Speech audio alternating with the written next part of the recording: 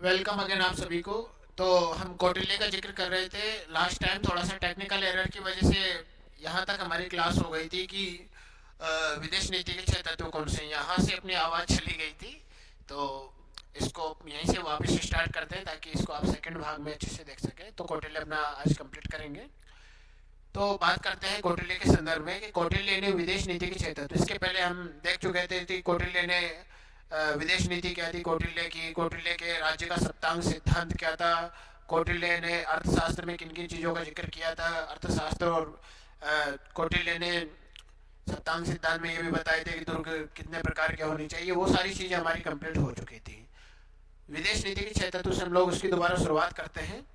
तो कौटिल्य यहाँ पर कहते हैं कि विदेश नीति में छह तत्व होने चाहिए। एक होना चाहिए संधि।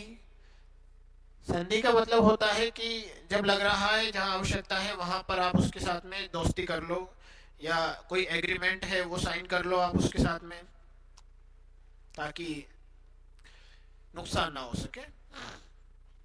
दूसरा है विग्रह। संधि तोड़ दो जहां जरूरत है कि लग रहा है कि दुश्मन कमजोर है या फिर इससे अपने को नुकसान ही ज्यादा हो रहा है, कमजोर भी नहीं है तो नुकसान ज्यादा अपना ही हो रहा है, तो संधि को तोड़ दो। इसी संधि को विग्रह कर दो। विग्रह यानी विच्छेद कर दो, तोड़ दो। आसन। तीसरा भी तरीका है विदेश नीति में, जब कोई देश ऐसे लग रहे हैं कि बहुत ज्यादा पैर पसार रहे हैं, बार बार ऐसे शब्द कह रहे हैं जो आवश्यक नहीं है, अनावश्यक है, तो ऐसे शब्दों पे तरीका ये हो सकता है कि आप उनको उपेक्षा करो। उपेक्षा का मतलब अवॉइड करो, है ना, या फिर बोलेंगे इग्नोर करो कि ठीक है चले, तो छोटी मोटी बातें कहते रहते हैं ना, हर मामले में तर्क या वितर्क करना ज़्यादा अच्छा नहीं है। छोटी मोटी बातों में अगर कोई कोई स्टेटमेंट दे रहा है ज़्यादा ध्यान नहीं देना है ना, ताकि उससे दोस्ती खराब ना हो, है ना। कहते हैं ना दोस्त में छोटी मोटी बातें चलती रहती है। तो ऐसे ही क्या है, पड़ोसी राज्यों के साथ में या जो दूर के राष्ट्र हैं उनके साथ में ऐसा तरीका निकाला जा सकता है कि उनके कुछ व्यवहार को हम लोग इग्नोर करें, उपेक्षा करें। चौथा है यान। अब लग रहा है कि कंट्रोल नहीं हो रहा, शत्रु पर हथियार का ही प्रयोग करना पड़ेगा, साम दाम भेद हो चुके हैं, अब दंड का ही प्रयोग करना पड़ेगा। तो ऐसी परिस्थिति में फिर सेना लेकर के उस पर चढ़ाई कर दो, जीत लो। मतलब पड़ोसी राज्यों को जितना हो सके, एक शासक को, कौटिल्य कहते हैं एक शक्तिशाली शासक को और शक्तिशाली होना चाहिए, एक राजा को और ज्यादा मजबूत होना चाहिए, ताकि वो निरंतर अपने आप को मजबूत बनाए रखे। तो जब जरूरत पड़ रहा है तो शत्रु पर अटैक कर दो और उसको जीत लो, है ना। शत्रु को कभी भी खुला नहीं छोड़ना चाहिए, नहीं तो वो बाद में घातक सिद्ध होता है। अगला है संचय। लग रहा है कि शत्रु बलवान है, बहुत ही ज्यादा बलवान है, लड़ाई करेंगे तो नुकसान, भिड़ भी जाएंगे थोड़ा सा, बाद में भी हार तय है लगभग। तो ऐसी परिस्थिति में ऐसे शत्रु से क्या कर लो, आत्मसमर्पण कर दो। तो आपकी सेना को जो क्षति पहुंचेगी वो भी कम होगी। मानते हैं कि बदले में सरेंडर करेंगे तो कुछ न कुछ सामने वाले की शर्तें तो रहेगी, तो ठीक है, पर नुकसान कम होगा। जब आप पराजित होकर के सरेंडर करोगे ज्यादा नुकसान होगा। इससे अच्छा है कि पहले लग रहा है कि सेना अपार है, सरेंडर कर देना चाहिए, तो फिर तो सरेंडर कर देना चाहिए। छठवा है द्वेदी भाव।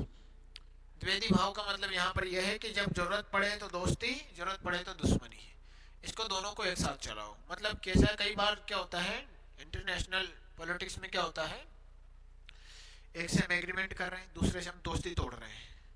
एक तरफ दोस्ती हो रही है, एक तरफ दोस्ती टूट रही है। एक तरफ एक ही देश के साथ में भी कई बार सोच सकते हैं चल तू मेरा दोस्त है, अटैक भी चल रहा है, तू मेरा दोस्त है, अटैक भी चल रहा है।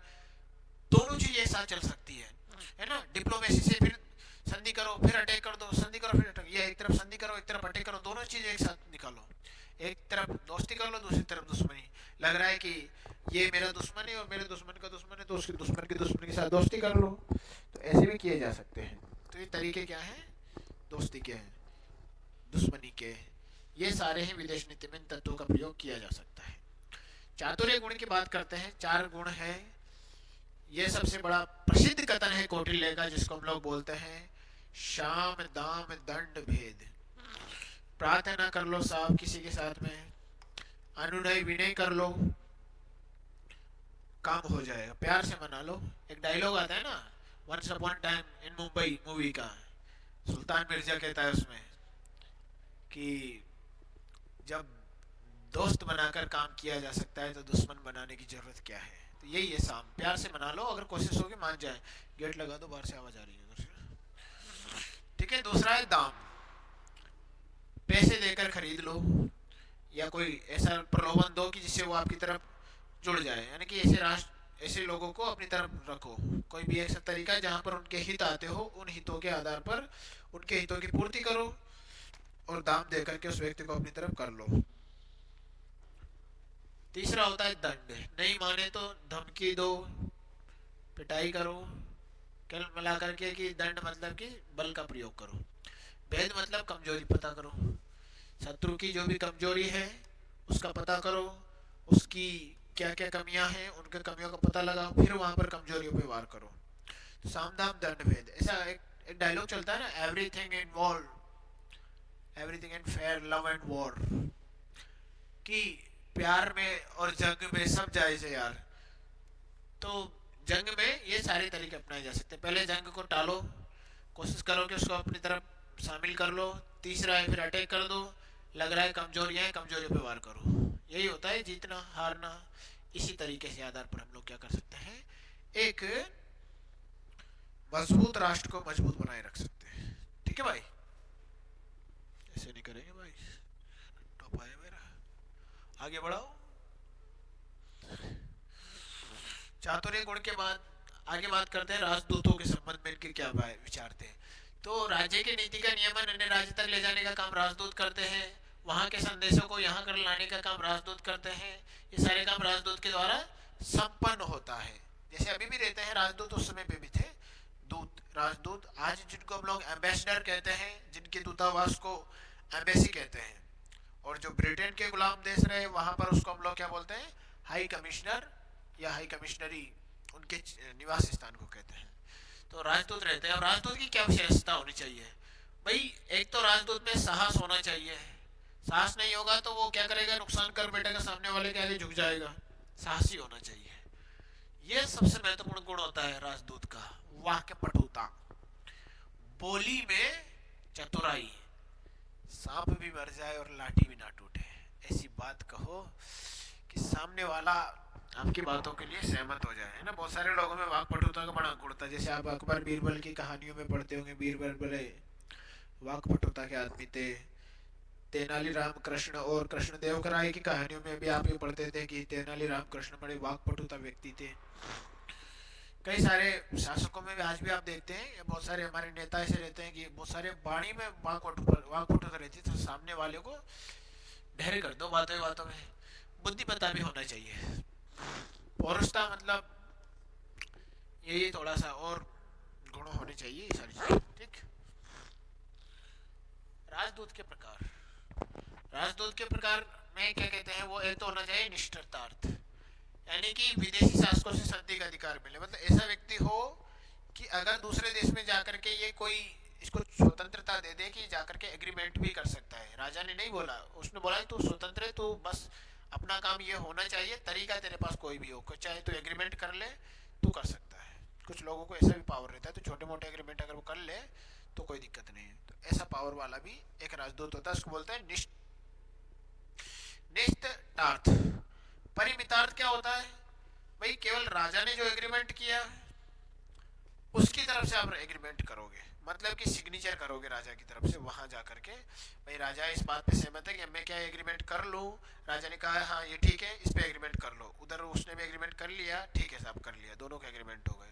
पहले वाले में एग्रीमेंट का विषय भी राजदूत ही तय करेगा, दूसरे वाले में एग्रीमेंट राजा ने सहमति दे दी तब जाकर के करेगा। तीसरे का काम ये तो परिमितार्थ था, तीसरे था शासनहार, ये केवल शासन ने जो आदेश दिया उसको लाना ले जाना, मतलब ये पोस्टमैन की भांति काम करेगा, है ना। पोस्टमैन बोलेंगे तो अच्छा नहीं लगेगा, तो उसको बोलेंगे राजदूत। ठीक, संदेश ले जाने वाला। आगे बात करते हैं, कौटिल्य के न्याय सिद्धांत कहते हैं राज्य का स्थायित्व समृद्धिशालीता, है ना, और शासन अधिकारों की सुविधाओं को न्यायपूर्ण विभाजन अति आवश्यक है। कौटिल्य के अनुसार निम्न प्रकार के न्यायालय होने चाहिए। दो प्रकार के न्यायालय थे भाई, पहला है धर्मस्थ न्यायालय। ये वो न्यायालय है जिसको वर्तमान का जो सिविल कोर्ट है, दीवानी न्यायालय है, उसके समान है। अब दीवानी न्यायालय में कौन से मामले आते हैं साहब? छोटे मोटे मामले आते हैं, तलाक, संपत्ति का मामला, छोटे मोटे झगड़े, है ना, प्रॉपर्टी से रिलेटेड ज्यादा मामले आते हैं, है ना, विवाह विच्छेद इस टाइप के, और तलाक विवाह विच्छेद ही होता है, और और भी कुछ ऐसे मामले आते हैं, जमीनी विवाद को लेकर के, ऐसे कई सारे मामले आ सकते हैं, मकान को लेकर के ये मामले आते हैं। सामान्यतः दीवानी है ना, बिजली का बिलों का भुगतान, है ना, नगर पालिका का कोई नियम है उसको लेकर के कोई आ गया, दुकान की स्थिति कैसी है उसको लेकर के आ गए, सारी दीवानी मामले होते हैं। ठीक है, आज का जो सिविल कोर्ट है उसी प्रकार का ये धर्मस्थ न्यायालय था, और इसके न्यायाधीश को याद रखना, धर्मस्थ न्यायाधीश कहते थे। न्यायाधीश मतलब धर्मस्थ कहते थे उसको। दूसरा होता था कंटक शोधन, शोधन कर लेना इसको, कंटक शोधन न्यायालय। तो ये कंटक शोधन न्यायालय क्या था? यही था फौजदारी न्यायालय, जिसको क्रिमिनल कोर्ट कहते हैं ना अपन, क्रिमिनल जस्टिस कोर्ट। तो ये फौजदारी न्यायालय के समान था। ठीक है, इसके न्यायाधीश को क्या बोलते थे? प्रादेशिक। वहां के न्यायाधीश को, सिविल कोर्ट वाले को धर्मस्थ कह रहे हैं, यहाँ के को प्रादेशिक कह रहे हैं। इसका नाम बस कंटक शोधन है, वहां तो आपको धर्मस्थ नाम से स्पष्ट हो जाएगा। तो इसका काम क्या था साहब? ये दंड देता था, एक्चुअल में दंड देने का अधिकार था। अब इसका समझो, इसमें 6 न्यायाधीश होते थे।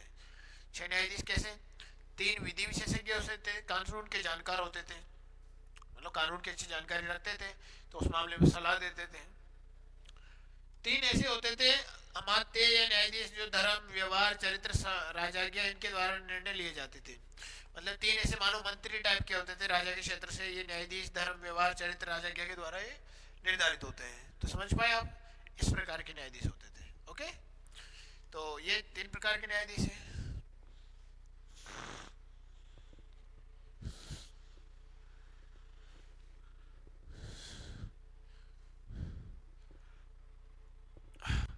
अब बात करते हैं, मृत्यु दंड सहित अन्य कठोर दंडों का प्रावधान था उस समय पे भी। शारीरिक दंड की अपेक्षा जो आर्थिक दंड है, जुर्माने पर, उस पर ज्यादा जोर दिया गया था।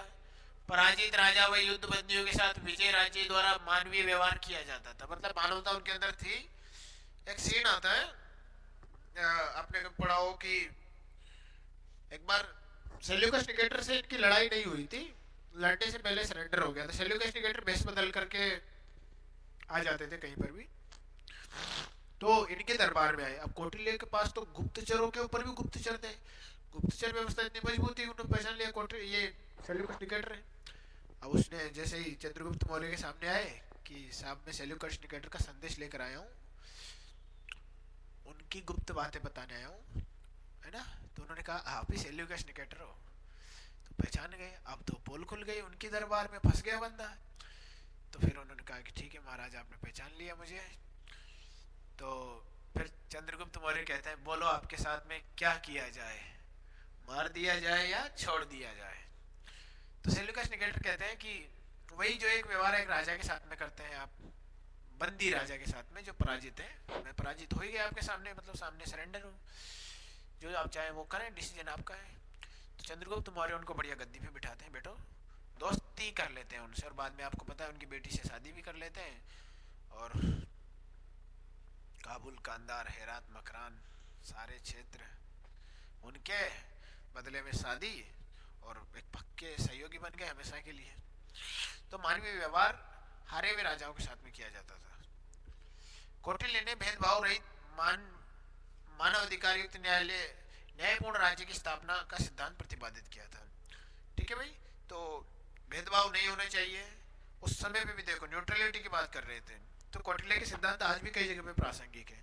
वही दीवानी न्यायालय, फौजदारी न्यायालय, कंटक शोधन और धर्मस्थ, ये सारी लगभग बातें आज भी हमें देखने को मिलती है भारतीय जो न्याय व्यवस्था है। तो कौटिल्य का प्रभाव बड़ा पड़ा है हमारे ऊपर। ठीक है,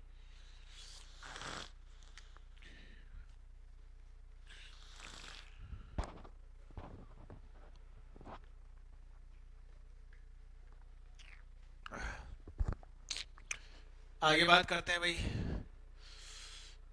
नैतिक विचारों की चर्चा करते हैं। कौटिल्य के नैतिक विचार क्या थे? यथार्थवादी राजनीति के थे, एक्चुअलिटी पर ध्यान देते थे। रियलिटी क्या है?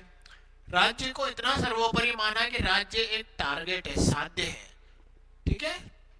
और राजहित का आशय राज्य सुरक्षा है, राज्य का विस्तार या कल्याणकारी न्यायपूर्ण राज्य की स्थापना है। मतलब कहते थे राजहित का मतलब क्या होता है, राज्य का विस्तार करो, राज्य को सुरक्षित रखो, कल्याणकारी राज्य बनाए रखो।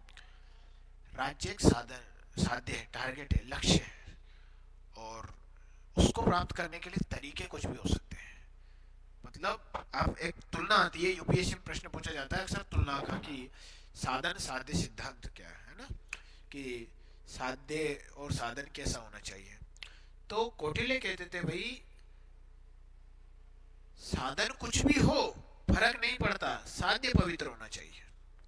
और गांधी जी की तुलना करें तो गांधी जी कहते थे साध्य मतलब कि लक्ष्य वह भी पवित्र हो, साधन मतलब कि तरीका वह भी पवित्र हो।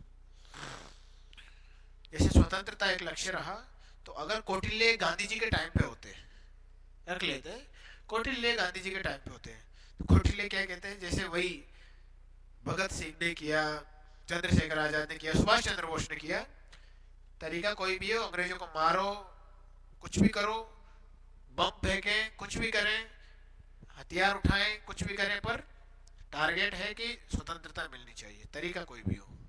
गांधी जी कहते थे 1922 में जब चोरी चोरा घटना हो गई थी, उसके बाद में गांधी जी ने क्या कहा, अगर हिंसा के दम पर अगर मुझे स्वतंत्रता भी मिल जाए ना, तो मैं इसे स्वतंत्रता को नहीं लूंगा, क्योंकि बाद में जाकर के स्वतंत्रता क्या होगी, नुकसान करेगी। तो ये गांधी जी का अपना सिद्धांत था, उनका अपना सिद्धांत था। तो जो ये कहते थे कि तरीका कुछ भी हो, टारगेट पूरा होना चाहिए, और जो वो कौटिल्य की बातों को फॉलो करते थे, और जो गांधी जी की बातों को फॉलो करते थे, कहते तरीका भी सही हो और लक्ष्य भी सही हो। ओके। तो राज्य विस्तार राजहित पूरा होना चाहिए, तरीका कुछ भी हो। इसलिए कौटिल्य का सिद्धांत था साम दाम दंड भेद। कौटिल्य नैतिक साध्य की बात तो करते थे, पर कहते थे वही साधन पवित्र, साध्य टारगेट पवित्र हो, तरीका कुछ भी हो। कूटनीति की बात करता है कौटिल्य की, ठीक है। अब कौटिल्य यहाँ पर कहते हैं साहब गांधी जी, वैसे गांधी जी तो बाद में आए कौटिल्य कई समय में, पर मान लेते हैं थोड़ा सा एक समय के समझने के लिए बता रहा हूँ, समझने के लिए मान लेते हैं थोड़ी देर के लिए। कौटिल्य कहेंगे गांधी जी के सिद्धांतों की तरह, या फिर आप मुन्ना भाई को ले लो,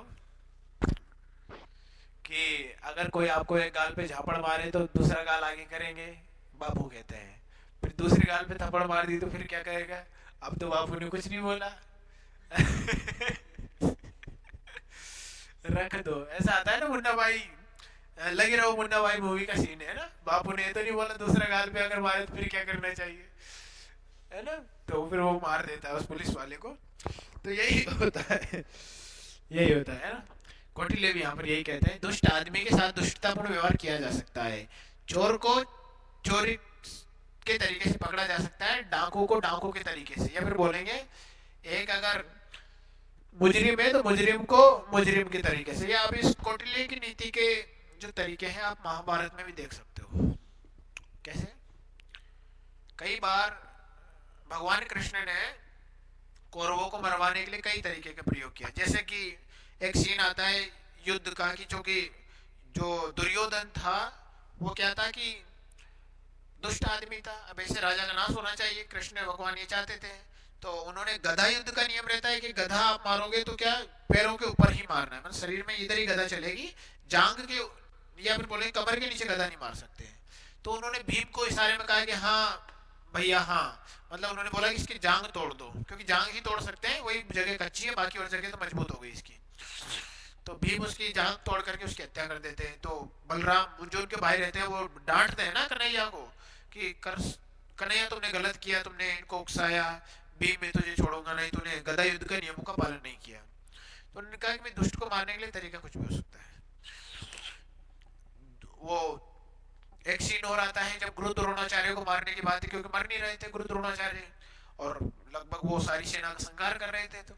तो उन्होंने एक प्रतिज्ञा ले रखी थी गुरु द्रोणाचार्य जी ने कि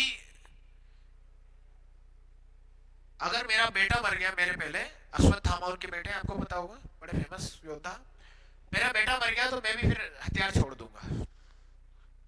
तो क्या होता है, अब कृष्ण भगवान ने सोचा कि अश्वत्थामा भी ऐसे नहीं मरेगा, अभी तो मरे नहीं और अभी मरेंगे भी नहीं, तो गुरु को कैसे मारा जाए। क्योंकि ये बुराई का साथ दे रहे हैं, गुरु उस समय पे बुराई का साथ दे रहे थे, उनके साथ थे, मतलब गलत आदमियों के साथ में थे। तो गुरु द्रोण को मारने के लिए उन्होंने और बोला कि युधिष्ठिर से बुलवाते, क्योंकि युधिष्ठिर की बातों में सब विश्वास करते हैं, क्योंकि धर्मराज है, कभी झूठ नहीं बोलते हैं। अब उस समय पे भीम ने एक हाथी को मार दिया था। हाथी का नाम भी क्या था, अश्वत्थामा ही था। तो युधिष्ठिर से बोला कि तुम बोलो कि अश्वत्थामा मरो, नर मरो कि कुंजरो। कुंजरो मतलब हाथी होता है। तो जैसे ही उन्होंने बोला अश्वत्थामा मरो, युधिष्ठिर ने बोला गुरु द्रोणाचार्य से कि अश्वत्थामा मरो, नर मरो। और जैसे नर मरो उसके बाद भगवान श्री कृष्ण ने क्या शंख बजा दिया कि कुंजरो शब्द सुनाई नहीं दिया उनको, कि कुंजरो भी बोला था।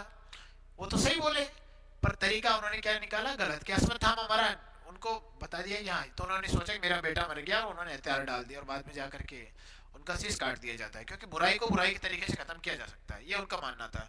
ये कौटिल्य का सिद्धांत था कि कूटनीति यही कहती है कि अनैतिक व दुष्ट व्यक्तियों के विरुद्ध दुष्टता का व्यवहार किया जा सकता है, और खुशहाल और न्यायपूर्ण राज्य की स्थापना के लिए ये जायज है ना। वही बात है कि everything fair love and war, वही बात कहते हैं।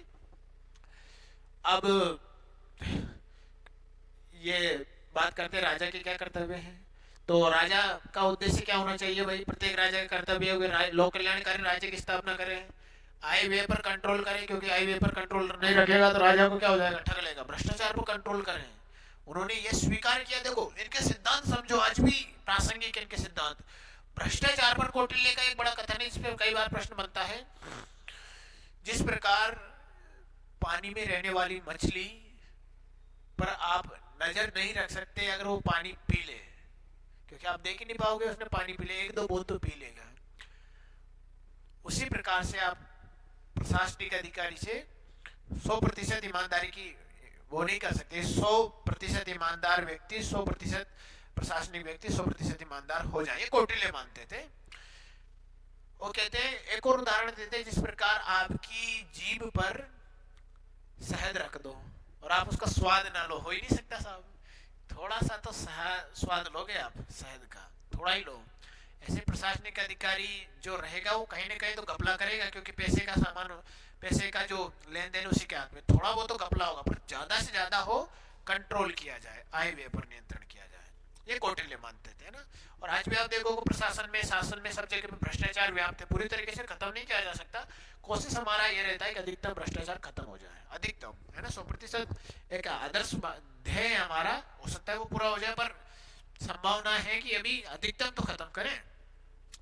साम्राज्य विस्तार, वही ताकतवर को और ताकतवर होते रहना चाहिए, नहीं तो क्या होगा, जो ताकतवर नहीं है ना वो भी पैर पसारेंगे, कई सारे सपोले भी फन मारेंगे। राज्य सुरक्षा सर्वोपरि, ये राज्य सुरक्षा को तो एक टारगेट ही मानते थे कि राज्य की सुरक्षा होनी चाहिए। ये एक शासक का कर्तव्य, परम कर्तव्य है।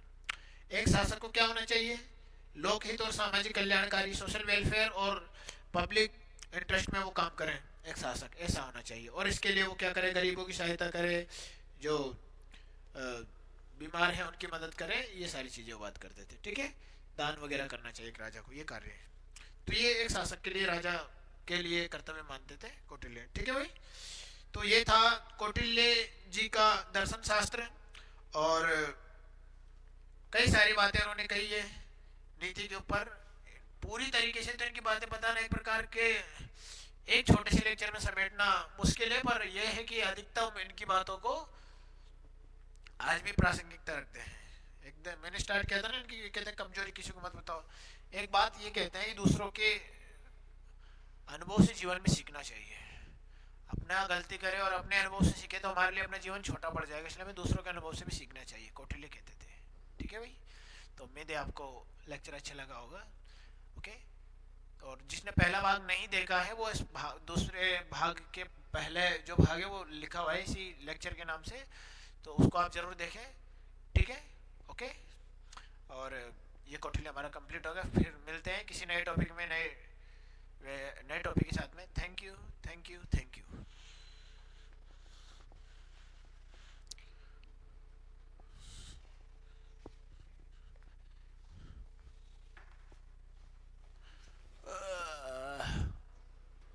ऐसी जा बकर कोने में इन बकर स्टॉप।